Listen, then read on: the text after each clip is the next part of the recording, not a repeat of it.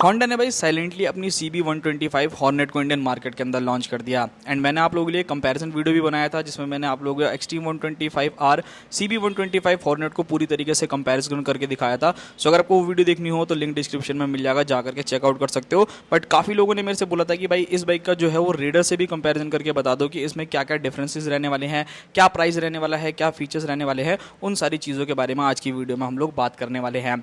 सबसे पहले looks and design के बारे में बात करते हैं। रेडर 125 को देखोगे तो देखो काफ़ी लोग इस बाइक को काफ़ी ज़्यादा पसंद करते हैं। 125 सीसी में काफ़ी टाइम पहले ये बाइक आ चुकी थी और काफ़ी अच्छे लुक्स आपको प्रोवाइड करती है।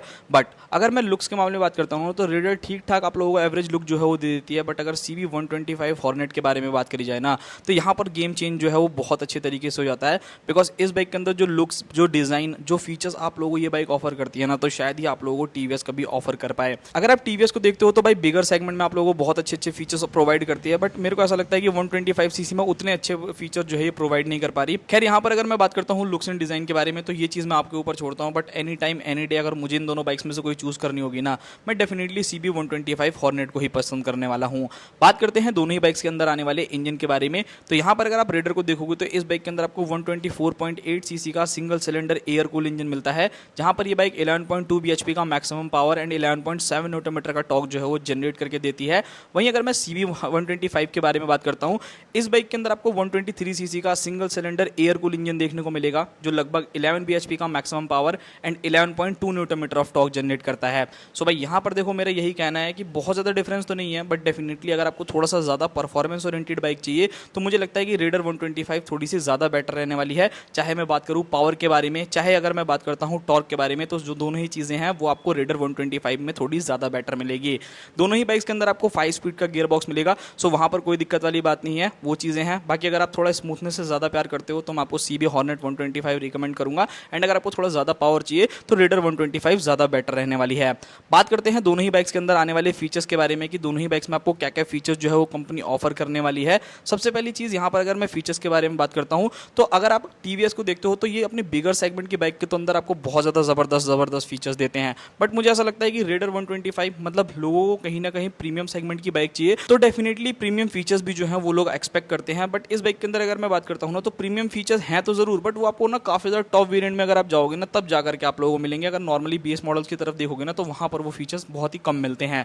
सबसे पहले इस बाइक के अंदर आपको फ्रंट में LED हेडलाइट देखने को मिलेगी, LED टेल लाइट देखने को मिलेगी, प्रॉपर TFT डिस्प्ले आप लोगों को मिलती है जो कि आपको सबसे top of the line variant में मिलने वाला है। बाकी अगर नॉर्मल देखोगे तो आपको सिर्फ और सिर्फ कलर डिस्प्ले जो है वो देखने को मिलती है, मतलब डिजिटली रहने वाली है, तो वो एक चीज़ है। बाकी आपको छोटे मोटे फीचर जो है वो देखने को मिल जाएंगे, USB चार्जर जैसे हो गया, राइडिंग मोड जैसे फीचर्स हो गए, तो ये सारी चीज़ें आपको इस बाइक में मिलेगी।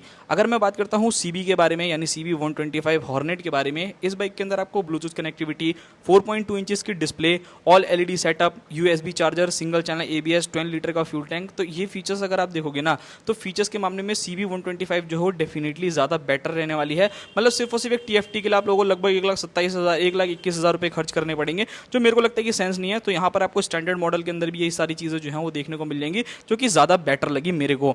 अब बात करते हैं दोनों ही बाइक्स के tyre, suspension and braking system के बारे में कि कौन सा कहाँ ज़्यादा बेटर रहने वाला है, किसमें क्या चीज़ें ज़्यादा बेटर मिलती है। सबसे पहले रेडर 125 के बारे में बात करते हैं। इस बाइक के अंदर अगर आप लोग जाओगे तो इस बाइक के अंदर अगर आप सस्पेंशन को देखते हो ना तो इस बाइक के अंदर आपको फ्रंट के अंदर टेलीस्कोपिक सस्पेंशन देखने को मिलते हैं। एंड यही बाइक नहीं, इस कैटेगरी की सारी बाइक्स को देखोगे ना, लाइक NS125 देख लो, एक्सट्रीम देख लो, सबके अंदर ही आप लोगों को जो है वो आप लोगों को टेलीस्कोपिक सस्पेंशन से मिलते हैं। एंड रियर में अगर आप जाते हो तो वहां पर आपको मोनोशॉक एब्जॉर्बर्स देखने को मिलेंगे। बट यहाँ पर जो CB125 हॉर्नेट है वो एक गेम चेंजर रहने वाली है। फर्स्ट इन सेगमेंट आप लोगों को USD सस्पेंशन जो है वो आप लोगों को इस बाइक के अंदर देखने को मिलते हैं, वो भी शोवा कंपनी के। तो यहाँ पर जो आप लोगों का USD सस्पेंशन का फीडबैक है ना भाई, वो काफी ज्यादा बेटर मिलने वाला है। एंड रियर में आपको मोनोशॉक एब्जॉर्बर्स भी देखने को मिलेंगे। सो मेरे को लगता है कि भाई कंफर्ट वाइज अगर आप देख रहे हो या सस्पेंशन वाइज अगर आप देखोगे ना तो थोड़े गड्ढे वड्ढे फील जो है वो आपको कम फील होने वाले हैं CB125 में, तो वो एक चीज देख लेना। तो यहाँ पर डेफिनेटली CB का जो है वो आप लोगों को सस्पेंशन थोड़ा ज्यादा बेटर ऑफर करती है कंपनी।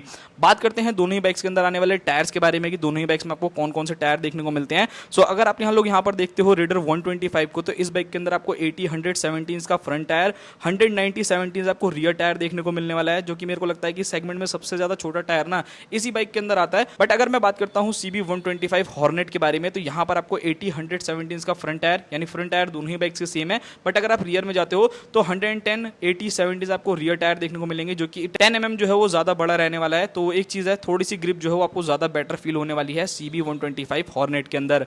ब्रेकिंग सिस्टम के बारे में बात करें तो भाई यहाँ पर अगर आप लोग देखते हो रेडर 125 को, तो इसके अंदर आपको SBT या एक तरीके से कंबाइंड ब्रेकिंग सिस्टम आप लोग कह सकते हो, जहाँ पर आपको 240 mm की फ्रंट डिस्क देखने को मिलेगी जो कि पेट्रोल डिस्क ब्रेक है, एंड 130 mm का ड्रम ब्रेक देखने को मिलेगा।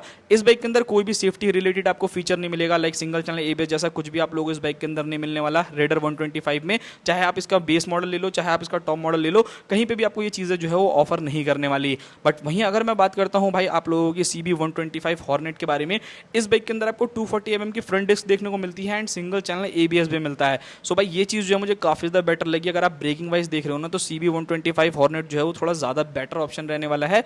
एंड 130 mm का रियर ड्रम ब्रेक तो आपको मिलेगा ही दोनों की दोनों बाइक्स में।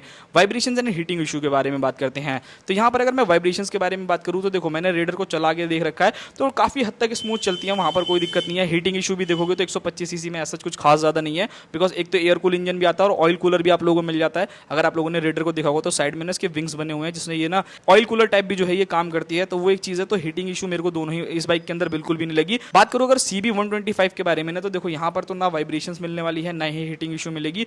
होंडा को आप लोग जानते हो स्मूथ इंजन है, रिलायबल इंजन है, तो वाइब्रेशंस का तो कोई सवाल ही पैदा नहीं होता, तो वो एक चीज़ है। अब बढ़ते हैं डायमेंशंस के बारे में कि डायमेंशंस में कितना ज़्यादा डिफरेंस आप लोगों को देखने को मिलने वाला है। सो यहाँ पर अगर सबसे पहले वेट के बारे में बात करते हैं तो रेडर 125 जो है इस सेगमेंट की सबसे हल्की बाइक आप लोगों को मिलती है, यानी 123 kg के अराउंड जो है इस बाइक का वेट रहने वाला है। बट वहीं अगर मैं CB125 हॉर्नेट के बारे में बात करूं तो ये बाइक आपको 124 kg के अराउंड वेट करने वाली है। तो देखो रियल लाइफ में अगर आप चलाओगे ना तो बहुत ज्यादा डिफरेंस नहीं निकलेगा, सिर्फ और सिर्फ 1 किलो का डिफरेंस है भाई। तो वही है कि एक आध किलो में आप लोगों को कुछ खास डिफरेंस जो है बिल्कुल भी पता नहीं चलने वाला। हाईवेज पे चलाओगे तब भी आपको अच्छा फीडबैक मिलने वाला है, एंड सिटी में चलाओगे तब भी आप लोगों को कोई भी इशू जो है वो नहीं होने वाला।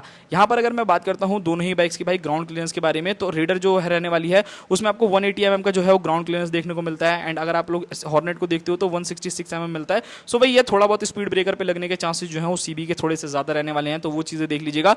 नाउ अब बात करते हैं माइलेज के बारे में एंड फ्यूल टैंक के बारे में। सो यहाँ पर अगर आप लोग फ्यूल टैंक देखोगे तो भाई रेडर के अंदर आपको 10 लीटर का फ्यूल टैंक देखने को मिलता है, 50 से 55 का एवरेज जो है ये बाइक निकाल करके दे देती है। एंड अगर आप 125 हॉर्नेट को देखोगे इस बाइक के अंदर आपको 12 लीटर का फ्यूल टैंक देखने को मिलता है। एंड वहीं अगर मैं माइलेज के बारे में बात करूँ तो ये बाइक भी लगभग 50 से 55 तक का एवरेज जो है वो निकाल करके दे देगी, एंड आई होप सो कि इससे ज्यादा भी निकाल करके दे दे, तो वो आप लोगों पर डिपेंड करता है। नाउ अब मेन क्वेश्चन निकल करके आता है कि दोनों में से कौन सी बाइक ली जाए। तो देखो भाई यहाँ पर अगर मैं बात करता हूँ प्राइसिंग के बारे में ना, तो CB125 हॉर्नेट की अभी प्राइसिंग नहीं आई है, बट जो एक्सपेक्टेड प्राइस है भाई वो लगभग 95,000 रुपीज के आसपास में एक्स शोरूम रहने वाला है। सो देखो इस कंडीशन में तो मैं डेफिनेटली कहूंगा कि अगर आप रेडर लेने के लिए जाओगे ना तो वहां पर आपके लिए अलग अलग ऑप्शन हैं, लाइक 87,000 रुपीज एक्स शोरूम से ये बाइक की प्राइसिंग जो है स्टार्ट हो जाती है। तो आप लोग खुद अंदाजा लगा सकते हो कि अच्छा खासा डिफरेंस जो है वो आप लोगों को देखने को मिलने वाला है, लगभग 7-8 हज़ार रुपए का डिफरेंस जो है वो दोनों बाइक्स में मिलेगा। तो यहाँ पर मेरा ये कहना है कि अगर आपका बजट कम है, आप लोगों को फीचर्स कम चाहिए, आपको बहुत ज़्यादा फीचर्स नहीं चाहिए, आप लोगों को पावर थोड़ा सा ज़्यादा बेटर चाहिए, तो उस कंडीशन में जो है वो डेफिनेटली आप लोगों के लिए रेडर 125 जो है वो ज़्यादा बेटर रहने वाली है।